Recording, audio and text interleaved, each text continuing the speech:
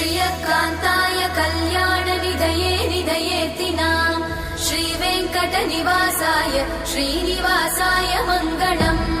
लक्ष्मी सविभ्रमालोकसुभ्रूविभ्रमचक्षुषे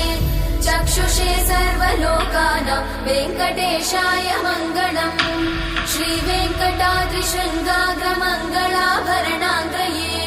मङ्गलानां निवासाय श्रीनिवासाय मङ्गलम् सर्वावयव सौन्दर्य सम्पदा सर्वचेतसां सदा सम्मोहनायास्तु वेङ्कटेशाय मङ्गलम् नित्याय निरवध्याय सत्यानन्दचिदात्मने सर्वान्तरात्मने श्रीमद् वेङ्कटेशाय मङ्गलम् स्वतः सर्वविदे सर्वशक्तये सर्वशेषिने सुलभाय सुशीलाय वेङ्कटेशाय मङ्गलम्।